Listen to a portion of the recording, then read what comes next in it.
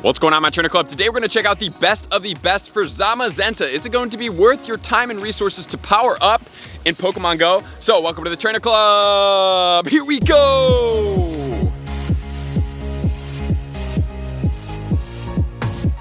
Welcome back, everybody. Let me know in the comments below, are you guys excited about changing over from Zacian into Zamazenta? Very curious to see where you guys sit, what is going to be, which one you prefer. And with all that said, I just want to make a correction. Yesterday when I was talking about, the 80 meter increase from 40 meters, I was really excited. I wasn't even thinking, and I kept saying 80 kilometers. So it's obviously not 80 kilometers, that is massively huge. So 80 meters. I mean, congratulations, guys. I seriously am so excited. I have never been so excited to play Pokemon Go in a very long time because now I can have red balls again. I can run my gacha. I can send gifts constantly to all my friends. I can get gifts easier. Man, it feels so good to be back, honestly and truly. So I'm excited to see what comes on September 1st, but I am optimistic that this could be a changing point for Pokemon Go. Remember that struggle, if taken properly in everybody's lives, can transition us into something amazing. So today, what we're looking at is Zamazenta and Pokemon Go. Is it going to be worth your time to power up?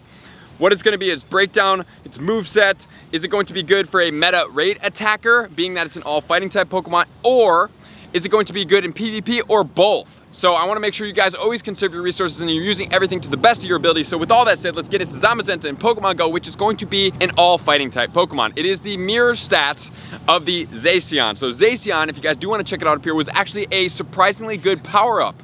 Truthfully, it was a good one, so definitely check out that video. So let's get right into it. The max CP on Zamazenta is going to be 4329. It has an attack value of 254, a defense of 236, and a stamina of 192. And neither the attack or the stamina are going to be ranked, but the defense is going to be ranked 42, which for me, whenever I see that, I'm always red flagging it and saying, hey, this could be a pretty good PvP Pokemon with a little bit more bulkiness on the defense. As far as its strengths and weaknesses, it's going to be weak to Flying, Psychic, as well as Fairy. And it's going to resist Bug, Dark, and Rock. So usually when we're looking at PvP, we want a really big list of resistances if we're really gonna have it function high level, or it's gonna be really, really strong. So the resistances aren't quite there, but we'll see if it's gonna be strong enough. And as far as its moves go, it's gonna get Ice Fang, Snarl, Quick Attack, as well as Metal Claw. So Snarl, really good in there for a quick charging PvP move. And then we have Ice Fang that also does a decent amount of damage. And as far as the charge moves go, it's going to get Close Combat, decent PvP move. We have Moonblast, okay. We are also going to get Iron Head, and then we're gonna get Crunch, which is a really good spammy move when paired with Snarl. So that's gonna be the breakdown of the Pokemon, all fighting type.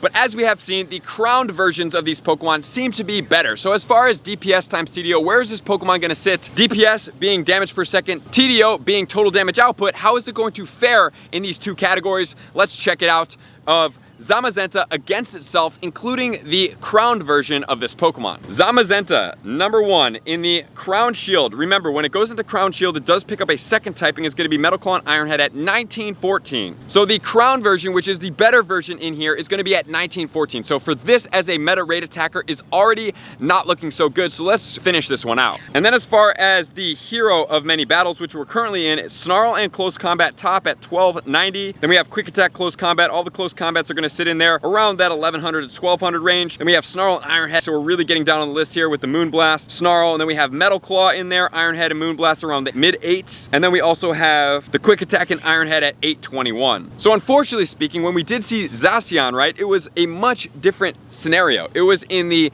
mid 2000s. Now we're looking at in the low 1000s. So as far as a meta raid attacker, I would say as far as a non-mega, non-shadow, a really good bar is 2000 and up. That means it's going to be viable as far as it's one of the top with exclusions to the shadows as well as the megas, right? But unfortunately, this one is sitting in the mid 1000s. So as far as a meta raid attacker, let's check it out where it sits, even though we kind of have a gist of where it does. Number 1, Megas, right? Mega Mewtwo in there. Then we have Mega Lucario. Then we have Mega Heracross, Mega Blaziken, Mega Gallade. Then we have Shadows coming in there. Shadow Machamp, counter Dynamic Punch at 3330. And then we have Lucario as number 1, counter Aura Sphere 2480. Conkeldurr, counter Dynamic Punch 2401. And then we also have Machamp in there, counter Dynamic Punch at 1851. So if we're going to go on to the third third page, we're gonna be able to see the Zamazenta, Hero of Many Battles, Snarl Close Combat at 1290. Hariyama's above it, Breloom's above it, Keldeo above it, Blaziken is actually below it, but Blaziken is not known for its top fighting type attackers. So there you have it, guys. As far as that goes, obviously there's better Pokemon out there. The Lucario, we have the Conkeldurr, we have the Machamp, we even have, you know, the Megalopony sits above it. There's much better counters for a meta raid attacker out there right now, but I'm more curious about the PvP right now. Where is it gonna sit as far as PvP goes?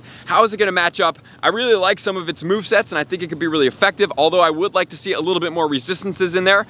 Let's check it out right now. Thank you to PvPoke, let's go. So as far as the Ultra League, it's gonna sit in there with 239. So obviously we know that a lot of these legendaries sit the best in the Master League, especially when they start going up in the, you know, 3000s for the max or the 4000s for the max, because Ultra League, it just doesn't serve these Pokemon when you have other Pokemon sitting in there that can max out all the way to level 50 and sit right at that 2500 mark and really max out on its stats. With the moveset of Snarl, Close Combat, and Crunch. I did know that Snarl Crunch, that thing is gonna charge so fast and be really spammy, but this is not a premier place that I'm looking for it.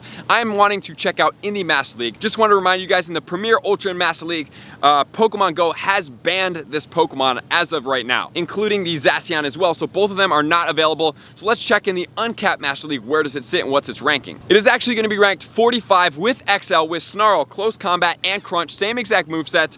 But guys, I wouldn't overlook some of the other movesets as surprises on this Pokemon. If you're running into a lot of dragons in there, flying dragons or Garchomp, and you want to use that Ice Fang, it might do some damage in there. But just remember that Snarl is a really good move to charge up as well. Ice Fang is a little bit more of a slow one. We have Close Combat in there, and then we also have the Iron Head. If you're coming up against a lot of fairy types, you know, that might be a great thing for you guys to use in there. But as far as this Pokemon goes, if you really see it integrating with your team in PvP, maybe consider powering it up. Do I think you need to go gung-ho crazy on it? No. Is the shiny out? No. Is there something that may make it better? Maybe. I truly think that this Pokemon could have deserved something along the lines of Dynamic Punch, because it's already sitting a little subpar as far as its, you know, raid attacker meta, and now the PvP meta is sitting a little bit further down than I would like to see. But rank 45, you're in the top 50, so I personally would not use it. But if it does fit in well, what I would suggest doing is battling with it against friends before you decide to max it out, and just seeing where it sits and seeing how you like it, how you like to charge, how fast it does, how tanky it is, what its resistances look like when you're playing against a lot of Pokemon that you do see in the Master League. So with all that said, guys, I appreciate you guys tuning in as always. Make sure to take the best of your things. If I was going to say to power it up or not, I would vote no. But obviously you have to make that decision for yourself. It is a really cool looking Pokemon. I am gonna give it that. So for all you guys out there, I appreciate you tuning in as always. Likers, commenters, subscribers, Patreon members. Everybody takes their support, subscription, and participate. Until next time, we'll see you guys out on the next video. Peace. I want to take this time to thank everybody who supports me in every facet. It means the world to me, and an extra special thank you to all my Patreons. I greatly appreciate the extra support to continue to allow me to pursue Pokemon Go full time, allowing me to create my daily video uploads in the most timely fashion for everyone's benefit. Plus, I get the amazing experience of sharing my creative processes behind the scenes and raiding all around the globe with select upper tiers. Thank you everybody for being a part of the Trainer Club. You all mean the absolute world to me, and I will see you guys out on the next video.